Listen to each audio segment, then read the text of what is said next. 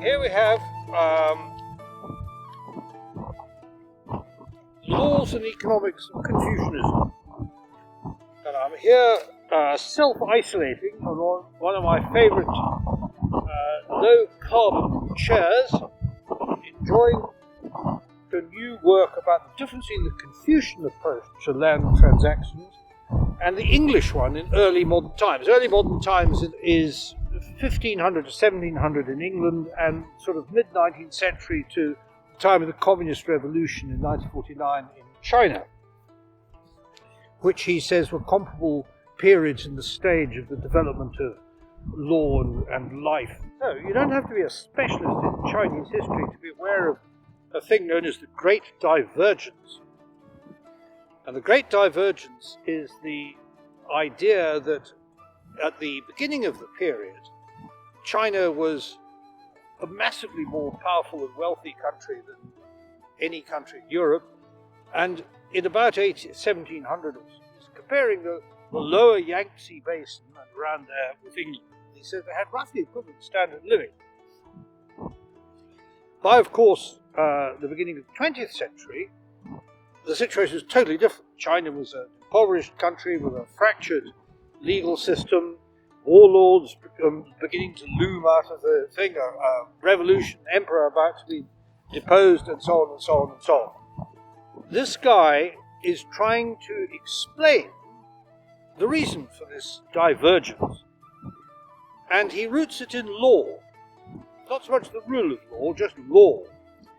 And his point is that China operated under a Confucian system and England under a common law system, and they had completely different results in terms of land law. The Chinese system basically protected the poor people, and the English system protected the richer people, who were able to use the early common law mortgage to evict tenants that temporarily got into debt.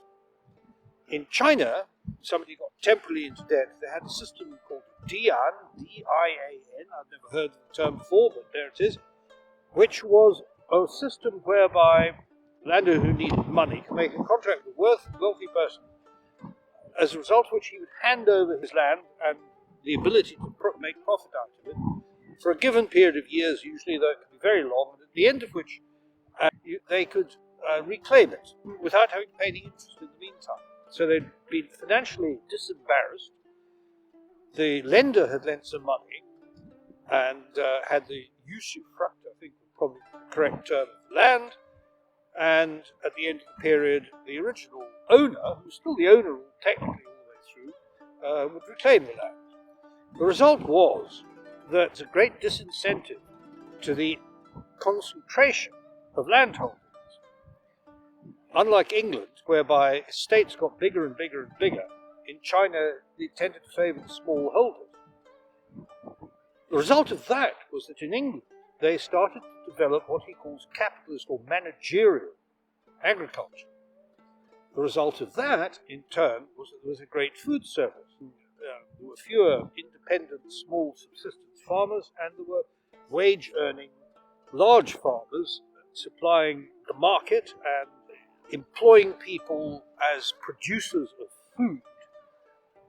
And this, of course, is, in Russian terms, we all know this is roughly what Stalin wanted to achieve with the collectivization of agriculture in the early 1930s, and that was a tremendous disaster. But in England, because it was done on a capitalist basis, it was an incredible success and enabled the landowners to pay such a high level of tax as to be able to finance the wars, 18th century wars against France with domination of international trade, with the result that in the 1840s Britain was strong enough that it could go to China, rattle its stick at the emperor, take over Hong Kong, and fight the Opium Wars to the tremendous disadvantage of the Chinese, as we all know.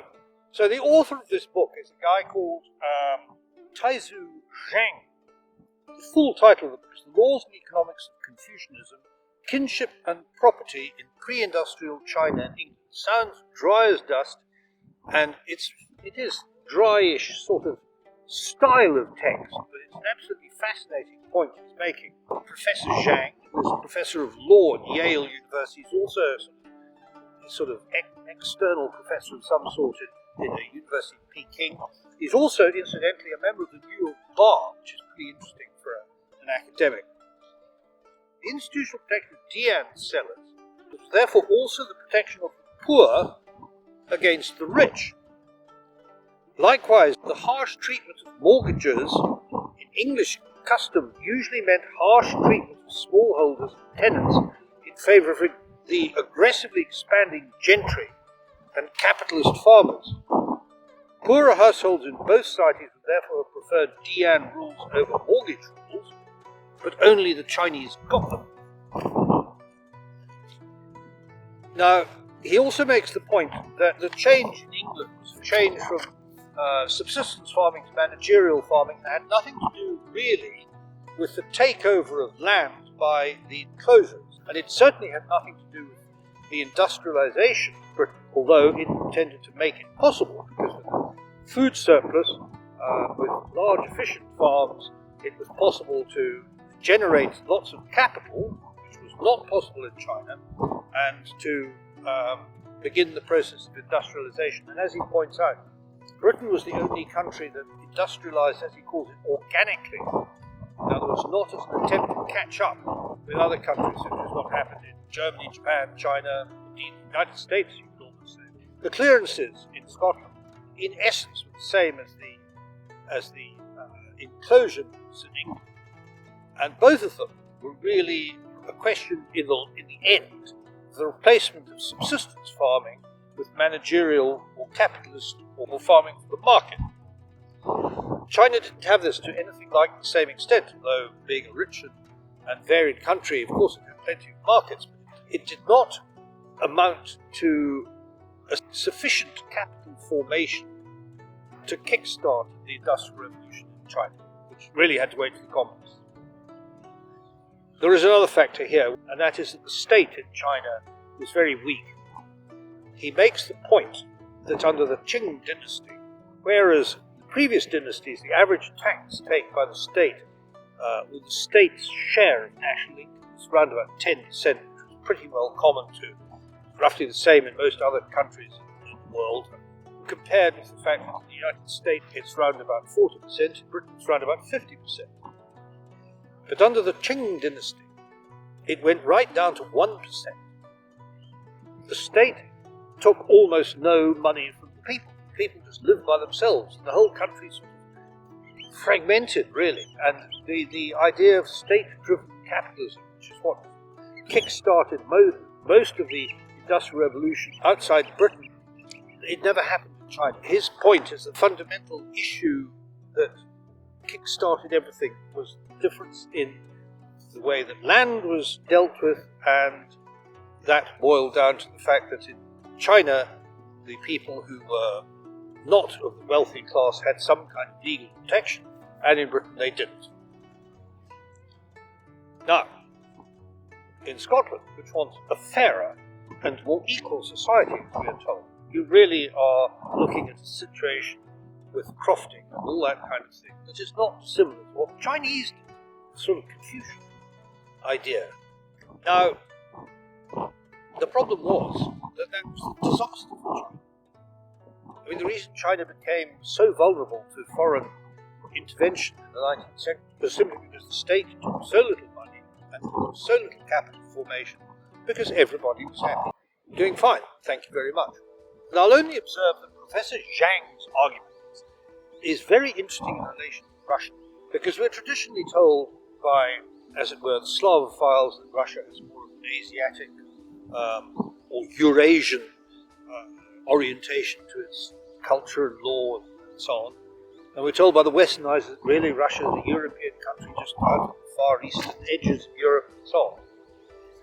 The interesting thing that comes through to me in this book is that China and England, they had an awful lot in common. They both had a system of law which protected property. In England it protected it more in favour of the large property owners, in China in favour of the small property owners. It was protected under law.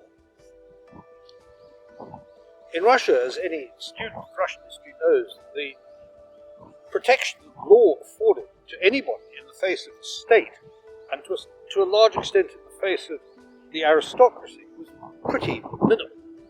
The law intervened in disputes between one person and another of roughly equal standing in the hierarchy, but it had absolutely no bearing on what the state did to or with any individual person. And I think this points to a fact which is fundamental to my argument in Russian rule of law. That is that Russia is a sort of third case between the East and the West. When Russians say it's a more Oriental country, it's not Oriental. It's not like India. It certainly doesn't seem to be like China. The thing is that what Russia was like was the Mongols. Kremlin's system was derived from the Mongols, derived from the way that the Tartars, they subsequently became, ruled the country, and really is a unique historical path of development at a political level. I think culturally, of course, we all know Russia is very similar to Europe, and probably not very similar to China. Culturally, England is very similar to China. But politically, the principle of England being ruled by laws, Russia was ruled by force and power. And those are two opposite principles. Of course, China fell into warlordism in the 20th century and things collapsed. But the ideal, the Confucian ideal, was that poor people had status that didn't depend on money, but could be defended by law. In England, poor people had less status, but they could defend themselves in many ways by law. But certainly there was an element of status in the upper reaches of society which was very much dependent on law, and not just on pure power. And the two countries tried to organize society on a basis in which there was some kind of predictable sort of framework to life, which was provided by law. Russia, although it declared itself like that, really wasn't like that. When Peter the Great shaved off the boyars' beards, he was really saying nobody in this country has any control even over their own faces, not even the highest in the land. I'm the only one who tells people what to do. And that is, of course, the opposite of law. We want a government of laws and not of men. And do we dare hope that the ancient culture of China will once again reassert itself and root out the communist totalitarians and allow a fascinating, as far as I can see, an absolutely fascinating culture to flourish? So there we are. A fascinating book, and a perfect place to sit and meditate on English legal history and Chinese legal history as far as the land is concerned. Very, very interesting. Very different from here.